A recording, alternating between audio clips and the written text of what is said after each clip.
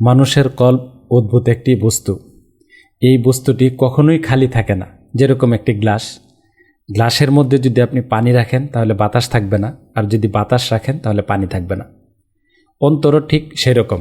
এটার মধ্যে হয়তো থাকবে হুব্বুদ দুনিয়া, দুনিয়ার প্রতি ভালোবাসা বা লালসা, অথবা হুব্বুল আখেরা বা আখেরাতের প্রতি আকাঙ্ক্ষা। যদি হুব্বুদ দুনিয়া থাকে তাহলে বিষয়টা কি হয় জানেন? এই অন্তরের চতুর্দিকে পাপ এসে ভর করে। অর্থাৎ ভিতরে হলো দুনিয়ার মহব্বত, তাহলে আপনার চতুর্দিকে থাকবে হলো পাপের হাতছানি।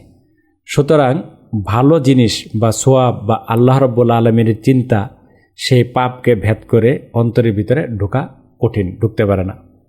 আর যদি অন্তরের মধ্যে আখেরাতের চিন্তা থাকে, আল্লাহ রাব্বুল আলামিনের ভালোবাসা থাকে, তাহলে অন্তরের চতুর্দিকে অর্থাৎ কলবের বহিরাংশে থাকে সোয়াব বা পূর্ণতা, খায়ের।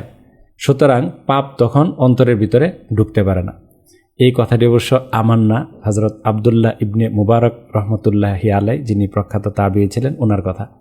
অর্থাৎ আমাদের সবসময় উচিত হুব্বুদ দুনিয়া এবং হুব্বুল্লাহ, এটাকে কোনটা আপনি গ্রহণ করবেন, এই ইচ্ছা শক্তি এবং স্বাধীনতা আল্লাহ রাব্বুল আলামিন আপনাকে আমাকে দিয়েছেন।